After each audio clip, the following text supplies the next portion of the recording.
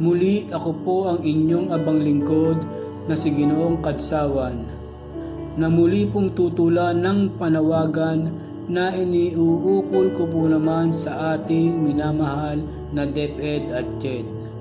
Ako po ay ganap na naniniwala na ang nilalaman ng tulang ito ay ang ganap na kailangan ng ating edukasyon upang matamo nito ang layong tagumpay para sa kapwa, sa sarili at sa bayan sa tulong ng ating makapangyarihang Diyos. Ito po ang tinig ng aking buti para sa DepEd at JED. Sa haba ko pong puso, pinagmumulay paggalang, pagpapalagay lubos sa inyong ginagampanan. Tandang ako'y kasamang umiibig sa ating bayan, inspirasyon nitong pusong sa pagtula inilaan. Sagad na nga ba ang lakas sa hangad na ipatamo?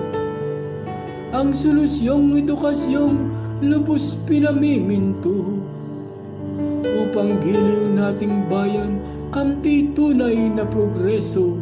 Ngunit ano pa ang kulang at tayo pa rin ganito? Pagmasdan po ang kultura sa katotohanan pa'y kapos. Sa kalooban ng langit ay hindi lubos mahubog.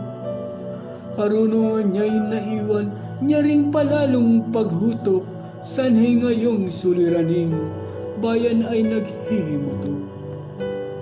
Kaalamang nabibigay, kahibangay nasisinta.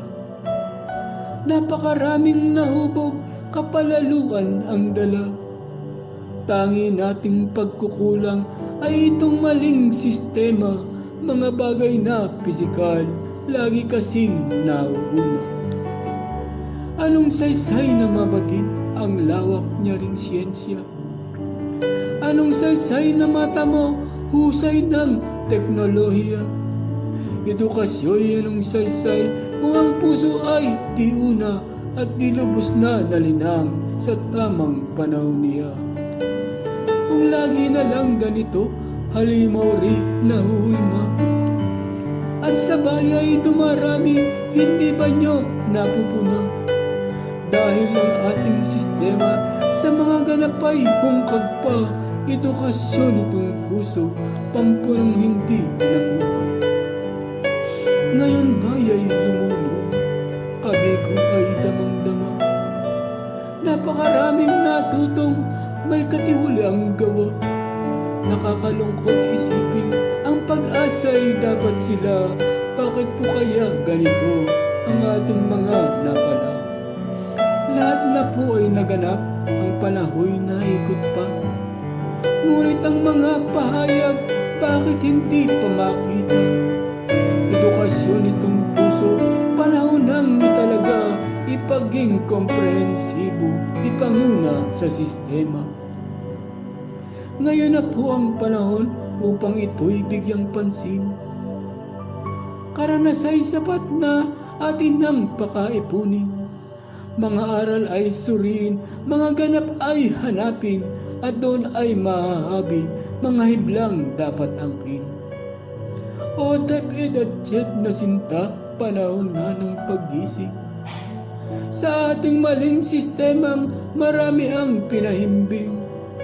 Sinungaling nakariktang, bangungot ang pinaangkin, bungay ngayong kulturang sa bayan ay nagpanimdim. Hindi ko po sinisisi ang sino man po sa atin.